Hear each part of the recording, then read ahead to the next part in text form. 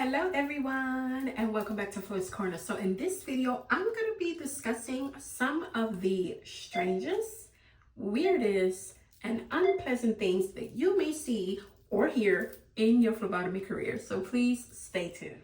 So as a phlebotomist, you all know we do collect and handle different specimens when it comes to being a phlebotomist. So you deal with all of the bodily fluids, which would be considered for someone who's not really into our type of career as disgusting, strange, stinky, or however. We deal with it all. With some of these really unpleasant things that comes out of the human body, yes, we deal with that. So as a phlebotomist, you all know we do collect and handle different bodily fluids that comes out of the human body. As a phlebotomist, it is just part of our career, just a part of our job description. And like I always say, somebody has to do it. So to other people, you may hear that that is very smelly, not so pleasant, very kind of strange profession to get into. You will probably have family and friends, people that you may know that go, oh, I could never, ew, that's nasty. I don't want to deal with blood and poop and all of this fun stuff that we deal with. I always try to reiterate in all of my videos that you guys know that we don't just only deal with blood, we deal with other specimens like urine, stool, sputum, tissue, and some more not so pleasant bodily fluids. And also, I want to reiterate that most things that I discuss in my phlebotomy videos is through personal experience. You may go your whole entire phlebotomy career without ever dealing with a lot of these not so pleasant things that I'm going to discuss in this video. You may just have a phlebotomy career where you just dealt with blood your whole entire time of being a phlebotomist, but I am just letting you know I have dealt with many of bodily fluids, and so everything that I'm going to discuss in this video is going to be from my personal experience, and I hope you guys all enjoy this video. So let's get right into it. Okay, so there's no doubt that we deal with urine. You guys all know that we as phlebotomists do collect urine samples as well. Now, urine, what do we always know about urine? We know that urine is more so like yellow and, you know, just normal. That's what urine is supposed to look like when, you know, it is collected into a cup.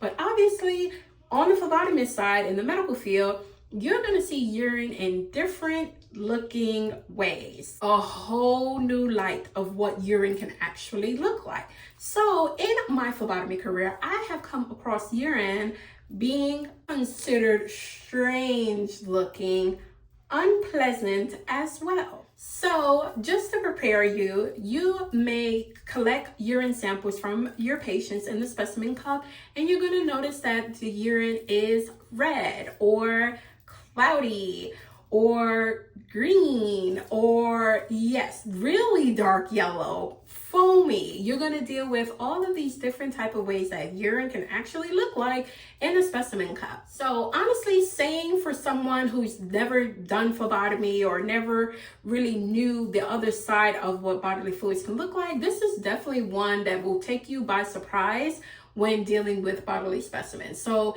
you may go from always noticing that urine is just a yellow color, and then you become a phlebotomist and then you deal with someone who has blood in their urine, and then they give you a cup and it's just completely bright red or really dark red, or, you know. So it's like I said, when you become a phlebotomist, you already take that badge of honor of all of this craziness and things that you're going to see in your mind and deal with different bodily specimens. But that may take you aback a little bit because you'll be like, no way, why does it look like that?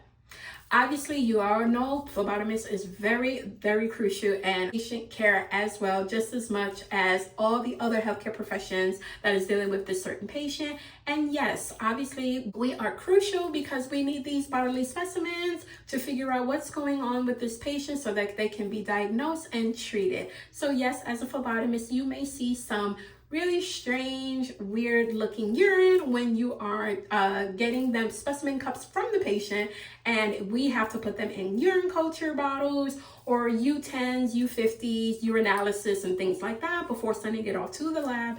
And yes, so you may see and notice that urine can look very different than just our regular normal way that we view urine. So just be prepared to know that you are going to be dealing with urine that is going to look different, and you're also going to deal with urine that is very, very smelly as well.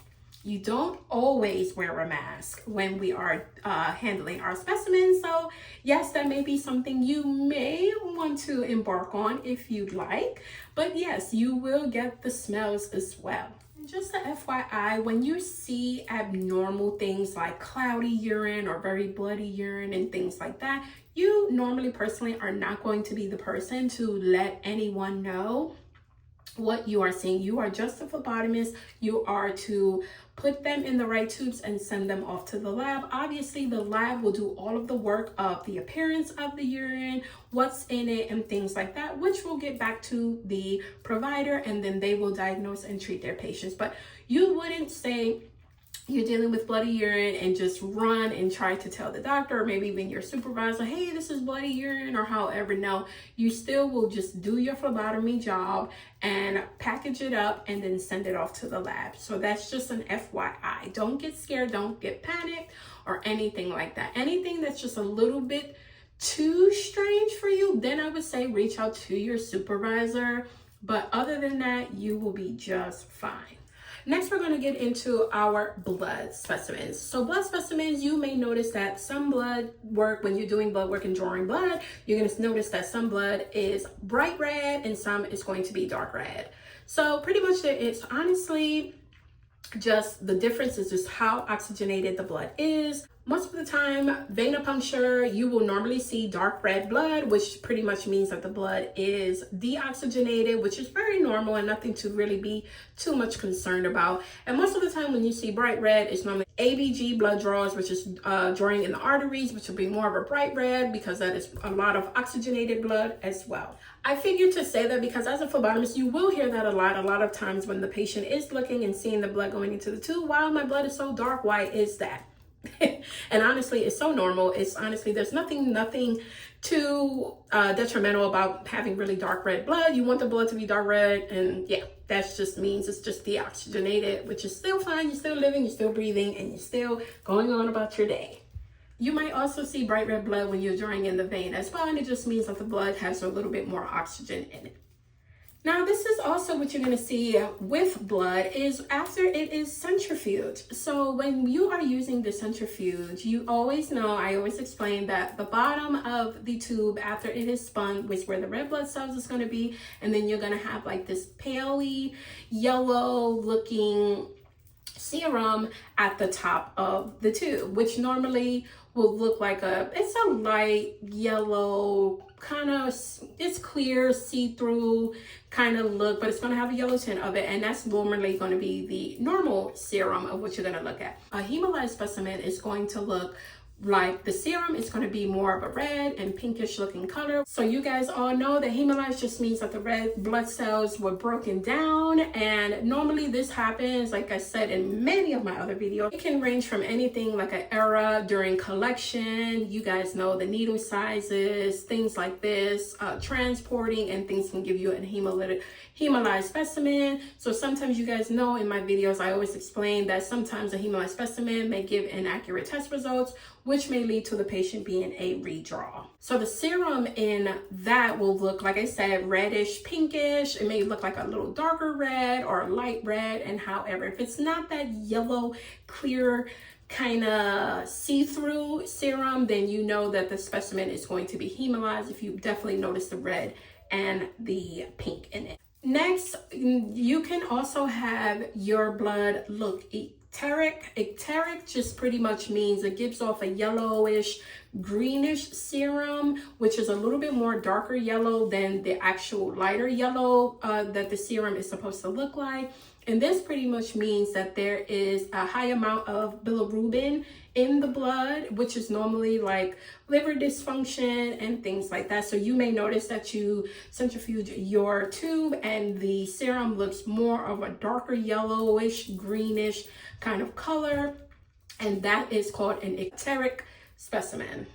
And then the next one is going to be lipemic, which is pretty much we call it the vanilla or strawberry milkshake, which is what the serum kind of looks like. It looks like a very cloudy white, like literally white.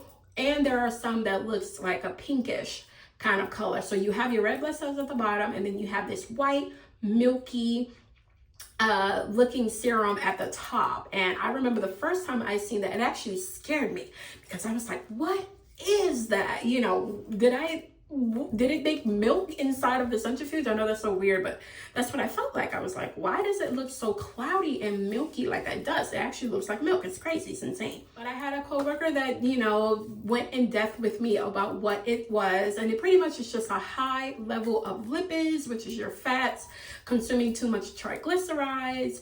And that is what can give that serum to look like that. So pretty much sometimes when people eat, when a patient eats like a really, really fatty meal prior to giving blood, they may have a lipemic serum that looks just like that, very cloudy, very white. And this also can give inaccurate testing as well, depending on what the lab is testing for. So you're going to see that if you are working somewhere where you are the one that's going to be centrifuging your blood tubes, and you're going to be seeing what the serum looks like. So you can have the light yellow, you can see yellowish to greenish, you can see red, pink, a little bit of orange sometimes because of the colors, and then you can see the vanilla strawberry milkshake looking one as well.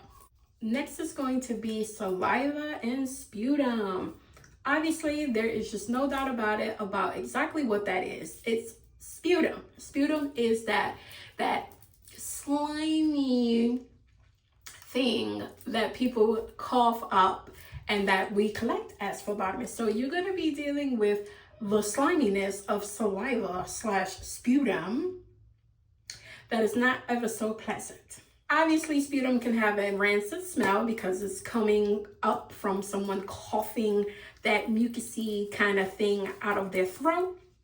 And you're going to notice it being different colors sometimes. So you have colors like clear, you have colors like red or pink, which considers like blood is in it, and green, the slimy, nasty, greeny stuff, yellow.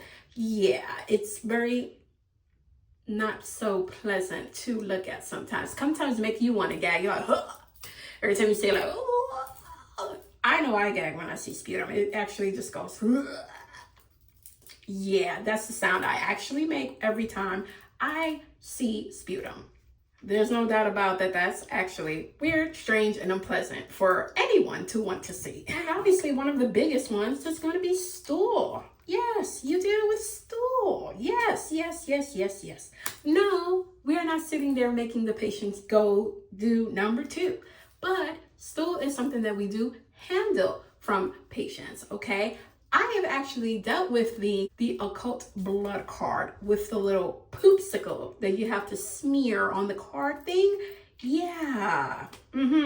Honestly, you may not ever need to do that, but I just had some more experience than other phlebotomists, from other phlebotomists that taught me how to do certain things. Kind of love that I got to at least experience and do it, but it's not the funnest to do. So yes, you're going to deal with stool, which stool is smelly, watery, different colors of stool. That's always fun. So the strangest, weirdest, and unpleasant part of phlebotomy, and definitely stool, is always going to be in that category. Who wants to deal with what the body excretes?